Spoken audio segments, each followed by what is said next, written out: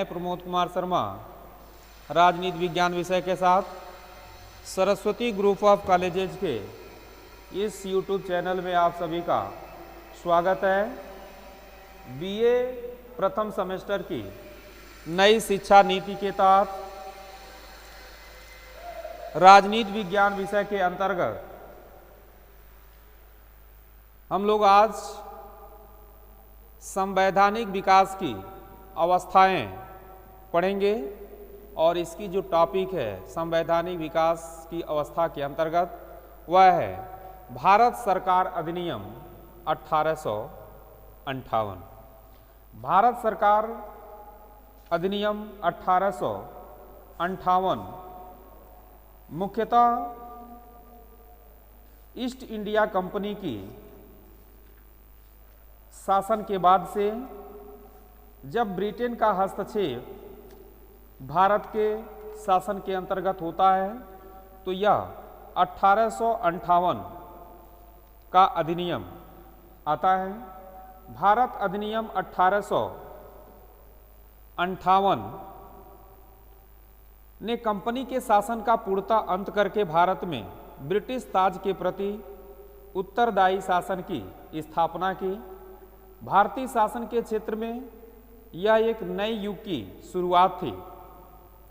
इसी शासनिक व्यवस्था की सफलता के लिए महारानी विक्टोरिया ने 1858 में एक शाही घोषणा की थी, जिसे भारत के प्रथम वायसराय लॉर्ड कैनिंग ने इलाहाबाद में आयोजित उस दरबार में पढ़ करके सुनाया था, जिसमें भारत सरकार के लोग तथा देशी रियासतों के महाराजा उपस्थित थे। तो इस प्रकार से यह 1858 का जो भारत सरकार अधिनियम है, यह कंपनी शासन के बाद के भारत सरकार अधिनियम है। इस भारत सरकार अधिनियम के अंतर्गत मुख्य रूप से कौन कौन से प्राविधान किए गए थे। जब ईस्ट इंडिया कंपनी को यह पता लगता है कि ब्रिटिश सरकार के द्वारा कंपनी शासन समाप्त करके अपनी शासन प्रारंभ की जा रही है, तो कंपनी के तरफ से अपनी याचिका भी दायर की गई थी, परंतु याचिका को अस्वीकृत कर दिया गया था। और यह 1858 के अधिनियम के तहत मुख्य रूप से कौन कौन सी विशेषताओं को लाया गया था, इसके संबंध में हम देखते हैं। जिसमें से देख रहे होंगे जो सबसे पहली विशेषता है वह है कंपनी के समस्त प्रदेश हम अपने हाथ में लेते हैं।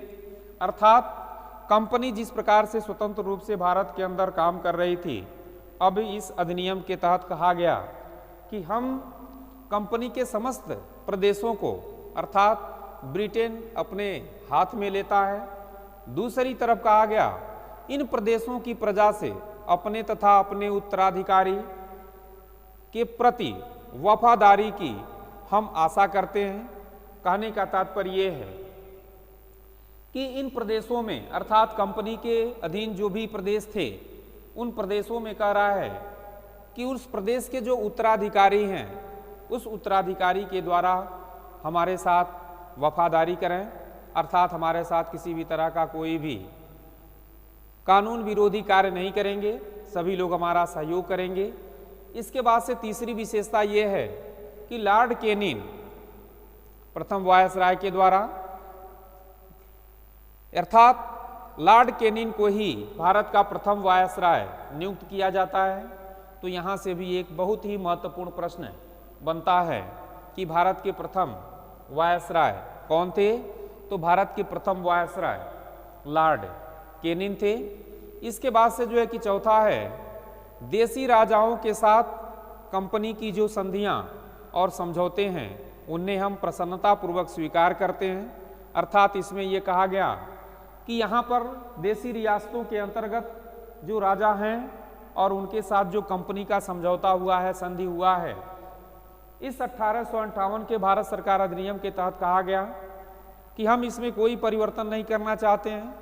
जो भी आप लोगों का आपसी संधि है, समझौता है, उसको हम भी स्वीकार करते हैं। इसके साथ ही साथ कहा गया कि कंपनी द्वारा नियुक्त समस्त सैनिक और सैनिक कर्मचारियों को स्थायी करते हैं। अर्थात इसके पहले ब्रिटिश कंपनी के द्वारा जो भी सैनिकों को और सैनिक कर्मचारियों को नियुक्त किया जाता था, अस्थायी रूप से नियुक्ति नहीं दी जाती थी। लेकिन इस 1858 के अधिनियम के अंतर्गत कहा गया कि हम सैनिक कर्मचारियों को अस्थायी रूप से नियुक्त करेंगे। इसके बाद से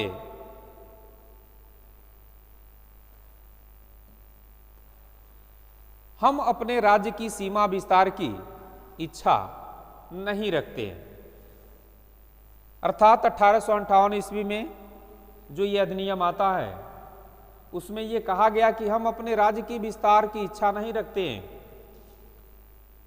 इसके साथ ही साथ अगली जो विशेषता है वह ये है कि हम अपने अधिकारों, अपनी प्रतिष्ठा, अपने सम्मान के प्रति, ये थोड़ा सा मिस्टेक हुआ है,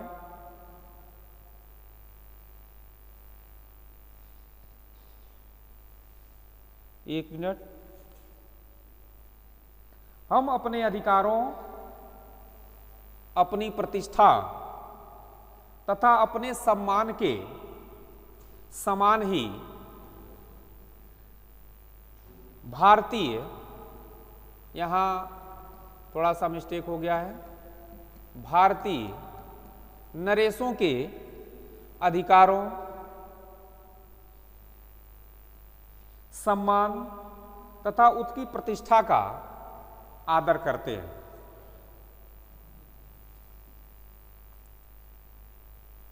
अर्थात भारतीय नरेशों के प्रति श्रद्धा की बात इसमें कही गई कि हम सभी ब्रिटेन के लोग, ब्रिटेन के वायसराय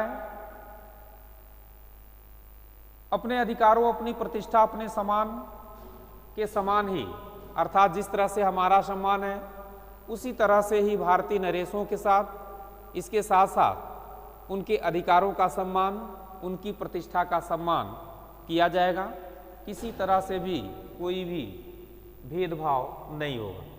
लेकिन आगे आप देखेंगे कि अंग्रेजों के द्वारा हमारे देश के ऊपर तमाम ऐसे कार्य किए जाते हैं जिससे भारतीयों को बहुत ही दुख का सामना करना पड़ता है।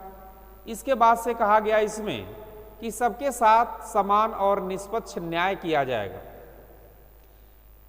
इस विशेषता में चूंकि अब ब्रिटेन का शासन भारत के अंदर स्थापित हो रहा था, तो भारतीयों को तमाम ऐसी बातें कही गई जिसमें पूर्ण रूप से भारतीय विश्वास कर लें। और आप आगे देखेंगे कि भारतीय राष्ट्रीय आंदोलन के तहत अंग्रेजों के द्वारा न्याय के क्षेत्र में भी अंग्रेजों के साथ दूसरे प्रकार की नीति अपनाई जाती थी, भारतीयों के साथ दूसरे प्रकार की नीति अपनाई जाती थी, और इस प्रकार से भेदभाव पूर्ण व्यवहार किया जाता था। परंतु 1858 के इस अधिनियम में कहा गया कि सबके साथ समान और निष्पक्ष न्याय किया जाएगा। अगला है, हम अपनी प्रजा पर अपने धार्मिक विचारों को नहीं ला देंगे। अर्थात उनका यह कहना था कि भारत के लोग जिस धर्म को अपनाए हैं, जिस धार्मिक आचरण को अपनाए हैं, जिस धार्मिक विचार को अपनाए हैं, वह अपनाए रहेंगे। हमारे द्वारा यह दबाव नहीं दिया जाएगा कि हमें आपको इसी धर्म को ही अपनाना है। उनके धार्मिक जीवन में किसी प्रकार का हस्तक्षेप नहीं करेंगे। किसके द्वारा कहा गया? यह 1858 की भारत सरकार अधिनियम के तहत कहा गया। अगला बिंदु है कि कानून बनाने तथा उसे लागू करते समय भारतीयों के प्राचीन अधिकारों, रीति रिवाजों उचित सम्मान किया जाएगा। अर्थात कानून बनाते समय भारतीयों के जो भी रीति रिवाज हैं, परंपरा हैं, उनके साथ किसी भी तरह का कोई भी भेदभाव नहीं किया जाएगा और विधि बनाने में किसी प्रकार की कोई समस्या नहीं आएगी। अगला जो बिंदु है वह है 1858 के विद्रोह की दुखांत घटनाओं के प्रति अफसोस व्यक्त करते हुए पुराने बंदियों और अपराधियों को बिना शर्त रिहा कर दिया जाएगा। अर्थात ब्रिटेन को अब भारत के ऊपर शासन करना था, इसलिए भारतीयों के ऊपर विश्वास जताया जा रहा था, भारतीयों का विश्वास जीता जा रहा था और इसके तहत कहा गया कि 1857 की जो क्रांति थी वह एक दुखद घटना थी और इस घटना के बाद से हम जितने भी बंदी बनाए गए भारतीय हैं उन सभी को रिहा कर देंगे। इसके साथ साथ